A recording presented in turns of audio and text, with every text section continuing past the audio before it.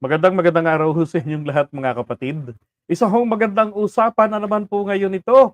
Ah, pero nakakalungkot po sapagkat eto pong si Totoy Puti.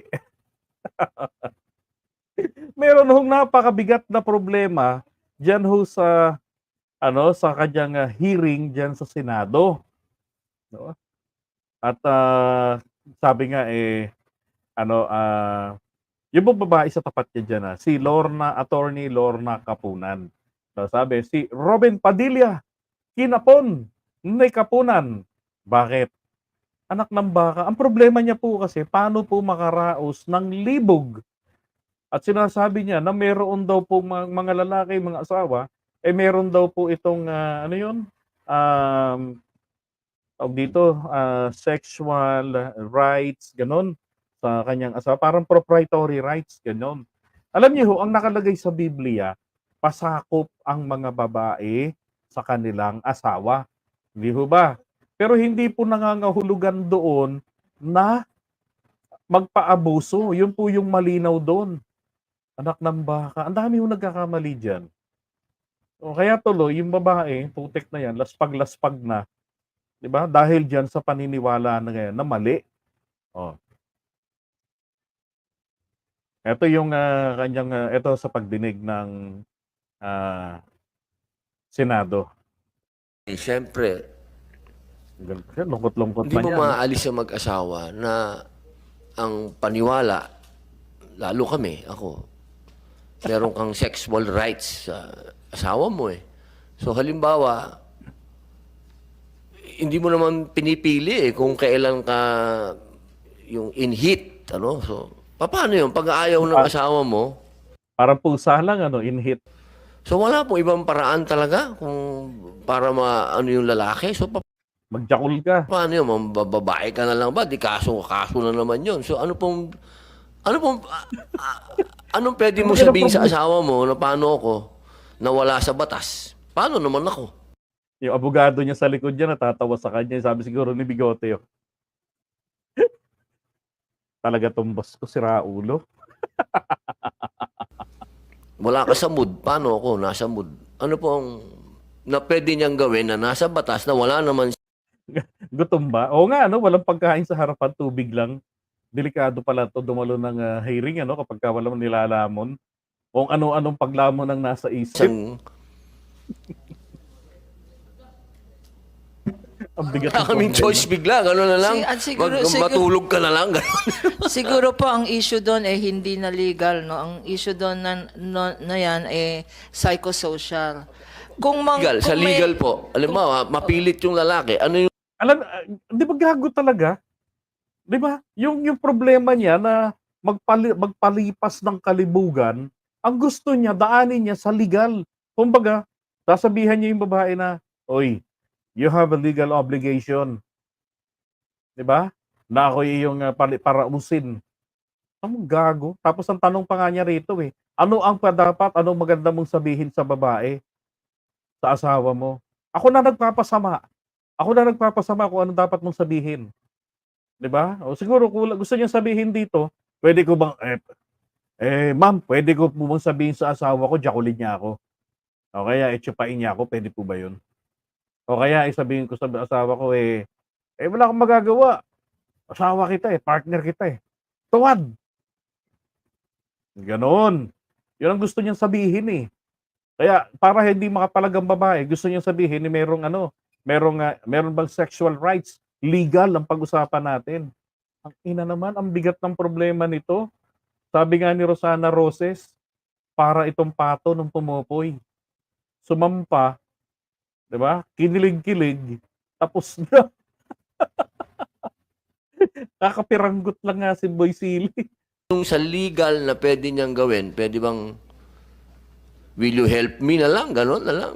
Tulungan mo na lang. Ang hirap po pag Tagalog kasi hindi mo masabi. Baka bastos ang dating. Matulungan mo ba ako? O paano po kaya? Magpalmolive ka na lang daw. Anong pwedeng gawin na lang ng babae? Talagang no talaga. Bahala ka dyan sa buhay mo. Ganon.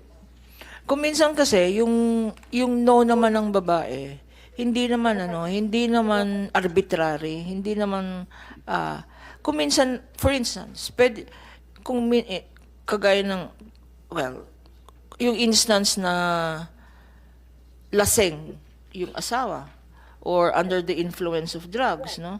At gustong makipag-sex with the wife, no? Siyempre, under that circumstance, magiging violent. Hindi out of love. Attorney, wala pong violent. Hindi po siya lasing. Out of ano lang po, of urge. Ang kulit talaga. Ano Siguro po yan, eh, no? tinatanggihan. Siguro, Ah, siguro, tigil ka nga muna. Daldal, putang ina. Kasalita ako sabat ng ungas na to. This is my hearing, okay? Robin, shut up. Siguro tinatanggihan to ni Mariel. Tapos naghahanap ngayon ng paraan na sabihin niya, "Hoy, nakakausap ko ha, nag-hearing kami. Under oath 'yun. Recorded 'yun sa Senate. Meron ka daw obligation sa akin para usin ako. Kaya kailangan parausin mo ako." Siguro ganun ano, nasa utak nito. Grabe. ano nga, sasang-ayon naman sa akin ng mga taong bayan pag sinabi kong may iba talagang urge ang mga lalaki talaga. May urge talagang nandun eh. Urge Paano yun? Andyan ng asawa mo to serve you. Ayaw niya. So anong pwede kong para hindi ako mareklamo ng asawa ko o ano? Ang bigat ng problema, ano? Tama nga si Joms eh. Problema pa ba ng bansa yan? Problema po ni Robin Padilla ang bigat. Anong pwede kong sabihin sa kanya na mahal o babe, ano ba? Please help me in a way. Counseling po ang Counseling? kailangan. Kailangan po ng mga ganyan. Ang counseling. O magdasal na lang kayo. But mali Bakit mo naman pagdadasalin? Pakantahin mo. Alam niyo kung bakit sinabi ni Lorna Kapunan yan? Napipeste ni rin siya rito kay Robin Padilla eh. Sino ba naman ang abogadang babae na mag-expect na isang senador, number 1 senator pagdating sa botohan, na magtatanong ng ganyan sa kanya? Ina naman Robin Padilla. Ang bigat ng problema sa buhay. Iko-correct ko lang po yung statement. Kasi yung urge, mga 30 minutes lang yung urge na yan na mabaliw-baliw ka eh. Di ba? Manood po kayo ng Netflix, Korean telenovela. All I'm saying po, So legally, wala po. wala po. Ba, Because sabihin mo sa asawa mo, help me. that's in a why way, it's important yung issue ng mutual respect. Correct. If your spouse refuses, whether valid or hindi, respetuhin natin yung decision ng wife or ng husband in that case. The other thing po is yung statement ng chair, with all due respect, hindi po obligasyon ng isang wife, sabi mo, is to serve the husband. Di ba, yun po yung, di ba, yun yung normal. I know. Yun yung na-instill sa atin. In fact, idadagdag ko lang, no? Opo. Kasi maraming lalaki dito nakikinig. Sa'yo lang, Robin. Yung nga binabanggit na mutual respect. Oh, di ba? Mariosep. family code po natin, ibang code naman to. Sa family code, we amended the family code to remove the obligation of obedience. Ngayon, kasi sa old civil code, 1930s rin yung old civil code na yan, nakalagay dyan, the wife shall obey the husband. Ngayon, wala nang obey ng husband. Pinalitan na yan. Opo, attorney, dapat maano po natin yan. Kailan po yan na Talaga uta. Atas natin ng konti. Sabi ni Lumaki sa Farm. So gusto niya mag-legislate ng batas about urge. Grabe. Sabi nga niya, aminin po natin ng mga lalaki, meron po talagang kakaibang urge yan. Kapitbahay yata yung nasa utak ni Robin eh. Pag hindi nagtagumpay sa asawa, kailangan ko ng legal na solusyon para tatanungin ko, ano ba, ayaw mo talaga? Ayaw mo akong tulungan? Pwede pala akong mambabae. Puntahan ko muna yung kapitbahay.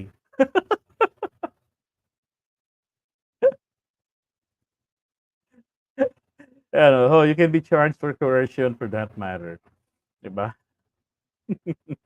O, tawagin mo raw si Harry Roque.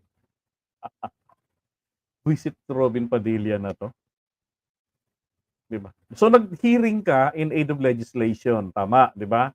So, you were planning to make a bill. Tignan niyo ha, kung tama po yung ating, hinala na yun nga yung gustong gawin ni Robin. The wife shall obey the husband. Inalis na yan, eh. Ngayon wala nang obey ng husband. Ayan, Pinalitan na yan. opo, attorney, dapat maano po natin yan. Kailan po yan revise? Anong maano, maamyendahan mo? Yung Family Code 1988 Yo, po. 1988 ni-revise po ang family 1930s. code Opo. na sinasabi na ang asawang babae hindi na kailangan sumunod. Ganun po. Hindi tinanggal na yung obligation of obedience. Ang Opo. nakalagay dyan, husband and wife are obliged to mutually respect each other. Tama. Kasi nga yung misinterpretation sa Biblia na nakalagay doon, mga babae, pasakop kayo sa inyong mga asawa. Hindi po nakalagay doon na mga babae, 'di ba? Paaliping sexual kayo sa inyong mga asawa. Hindi po gano'n at hindi rin po gano'n ang ibig sabihin nun. Sus Maria Josep, ang daming mga nagkakamali talaga diyan sa interpretation. Bakit? Kasalanan po 'yan ng mga pari. Kasalanan po 'yan ng mga tagapagturo ng Biblia. Bakit? Madalas yung mga nagtuturo, mga manyakis din, 'di ba? Kinakana yung pastoral, pinapagpalmolive, o 'di ba? O kaya naman sangkatutak yung asawa dahil ang dahilan bakit si Solomon isang libo, 2,000 yung biyanan. 1,000 asawa niya. Di 2,000 yung biyanan niya. Okay, So mutual opo. respect na ngayon. Mutual respect, 'di ba? Pinaliwanagan po diyan si Robin Padilla. Ayan, sabi niya ha, kailangan po ng counseling o magdasal na lang kayo. Manood po kayo ng Netflix, Korean telenovela. Parang na-imagine ko itsura ni Robin no? Hawak-hawak yung kanyang sili.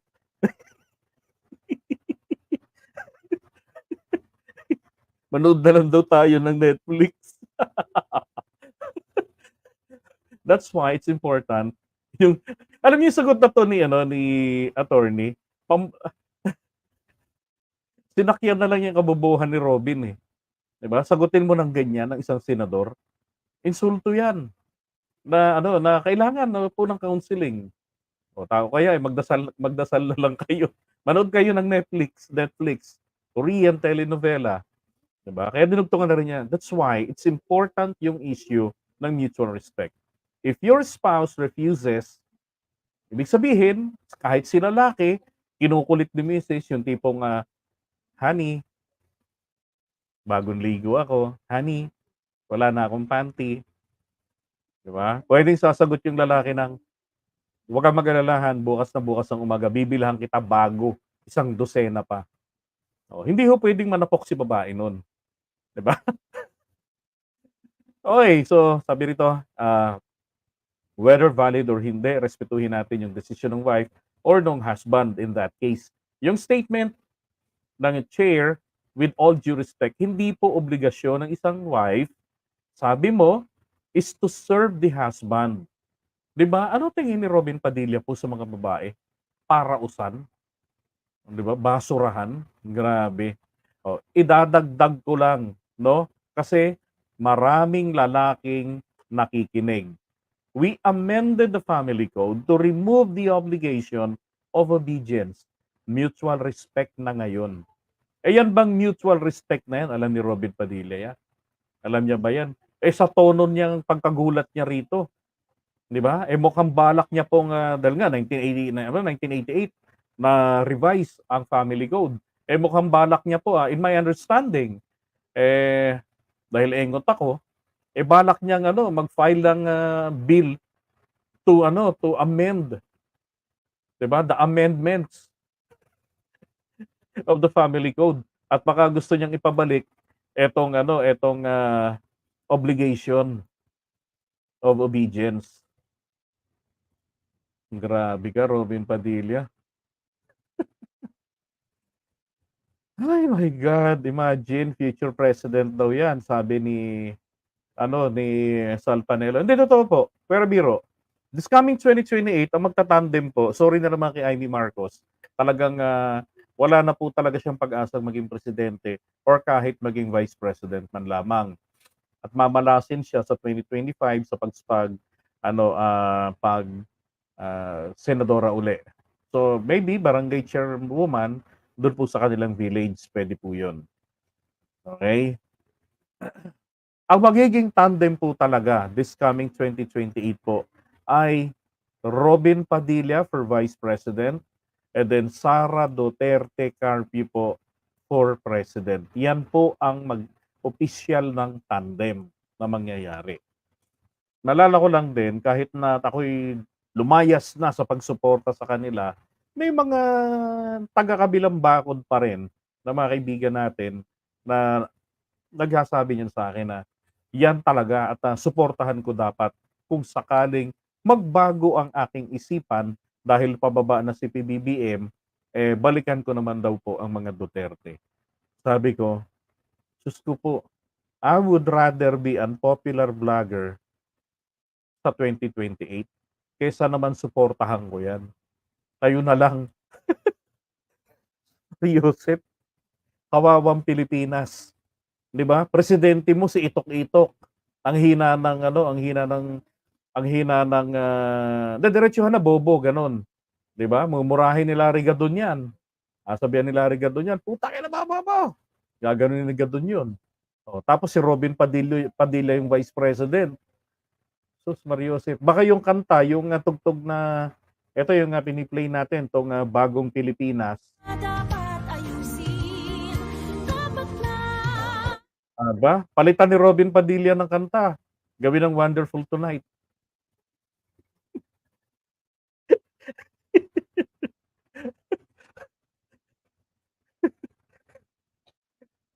Ano yun, Malu? President Itok-Itok, tapos Vice Malibog, di ba? Kawawang Pilipinas ito. Pag yan ang nangyari, wala na talaga. Talagang masasabi ko na ang mga naiiwan dito sa Pilipinas ng mga Pilipino, karamihan po yata talagang mga kamote. Pag ginawa pang presidente yan, dalawang yan, at vice president. Yes, pabubuhan ang labanan sa 2028. Kailangan dito ang maging labanan po, tayo po magdidikta. Nasyonalismo, usapin ng pagmamahal sa bayan. At ang babasihan po natin dapat dito, yung mga prior actions nila. Hindi po yung kung ano lang yung recent na ginawa nila para sa bayan. Baka ho isang araw, wag kayong magulat. Dalhin ni Robin Padilla yan si Sara doon sa Spratly, sa Pag-asa Island. Tapos mag fashion show. Magampanya doon. Tapos sabihin mga Pilipinas na, pabudol pa tayo. 'Di ba? Sila ni Amy pupunta sa mga features na hawak ng Pilipinas, mga kontrolado natin. Mamigay ng mga aginaldo ron. 'Di ba? Tapos sasabihin West Philippine Sea ay sa Pilipinas. 'Di ba? Pagkakampanyahan na ginawa nila 'yan, huwag niyo na paniwalaan 'yan. Hindi na. Kasi marami pong mahabang panahon na lumipas, 'di ba? Nagde-demand para i-express nila ang kanilang pagiging makabayan at concern, sympathy sana man lamang sa mga apektado sa West Philippine Sea, hindi nila ginagawa. Bagkus pinagtatanggol pa nila yung taong nagbebenta sa atin sa China, si Duterte. Pagka ganyan ho, huwag nyo nang iboto. Lalo na si Robin Padilla. 'Di ba? Tingnan nyo anong level ang utak ni Robin Padilla. Ito yung isa pa. Yan rin ang problema niya. Ano sinabi ni Shell Jokno? Husbands do not have sexual rights over their wives. Lahat ng kababaihan ay may pantay na pagkatao at kalayaan sa sarili. No means no. Respeto lang yan. Tama naman, di ba? Respeto lang yan. O hindi ka makapagpigil sa iyong urge. Tigpasin mo. Sisili. Ganun lang. Hindi wala ka ng problema na urge. Putol na sisili. Anak ng putya, Robin Padilla, grabe ka. Di ka ba nahihiya sa mga anak mo? Di ba? Kasi kung ako senador tapos ganyan ang takbo ng utak ko, isipin ko eh, teka, kailangan ba ano, sabihin ko 'to? Hindi kaya nakakahiya yata ito. Baka mamaya mapanood 'to ng mga anak ko, mapanood 'to ng mga apo ko, baka ma-bully. Sabihin yung tatay niyo o sabihin yung lolo niyo bobo. Sus, Mariosep, 'di ba senador pa naman. Ilang kaya yung nagsisisi na bumoto sa kanya, 'di ba? Sabihin mo number 1 kang senator, tapos ganyan yung takbo ng utak mo, 'di ba? Mm. Yan, loading daw. Obe 'no? Kapag si Philip Morris binoto pa sa Senado, naniniwala ako na maraming bobo sa ating mga botante. Tama po kayo. Tawag po sa mga yon, bobotante. 'Di ba, wala bang maisip na gawing batas? Yan. Tanga lang ba talaga o hindi naiintindihan ni Robin ang principle of separation of church and state? Sa Islam kasi, more on property nila ang kababaihan. Correct me if I'm wrong. Alam niyo kahit naman pong gano'n na sa kanyang relihiyon, nagipong Kristiyano si Robin Padilla, 'di ba? Nag-Muslim-Muslim lang 'yan, eh. Siguro para hindi masaksak sa kulungan. Eh, kasi yung ultimo mga Muslim, isinusuka si Robin Padilla. Sinusukan nila si Robin Padilla sa totoo lang. Ginamit lang ni Robin Padilla ang pag-Muslim-Muslim. Additional popularity. Yun lang ang ginawa niyan.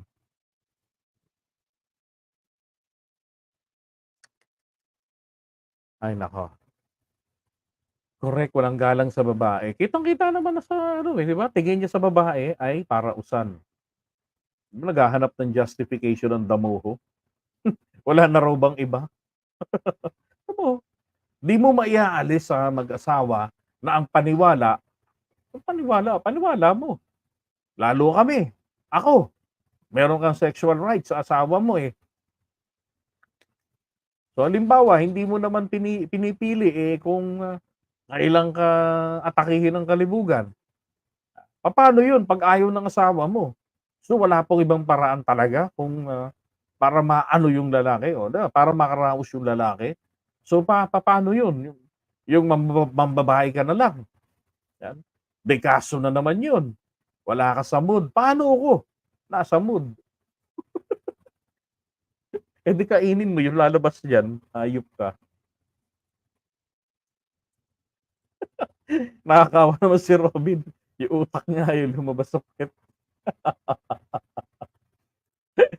Ay naku, Robin Padilla, not gentleman, 'di ba? Nag-Muslim lang 'yan para sa divorce right. Ay naku, ano ba 'to, ano ba 'to? Bakit ba gano'n kapagka 'di ba tignan niyo ha, mga tatak ng mga DDS. Una, kailangan magpakatanga ka, kailangan magpakabobo ka. Bakit? Hindi ka puwedeng maging tunog matalino kapag ikaw po ay isang DDS o didilis. Kasi magmumukhang bobo si Duterte, tsaka si Sara lilitaw yung katangahan. Tapos meron kang Robin Padilla, future Vice President, tandem ni Sara sa 2028. Tapos yung presidente mo sa 2028, ng buhay ito, kick out. Tapos, eh, utal-utal. Hindi, nabalita yun, na-kick out si Sara sa ano daw, San Beda. Oo. Ay naku, 'di ba, tatak nga nila bobo, eh. Grabe. Oh. Oh, eto papakita ko po sa inyo, teka saglit. Hindi sisili, may papakita ako sa inyo. Iwan muna natin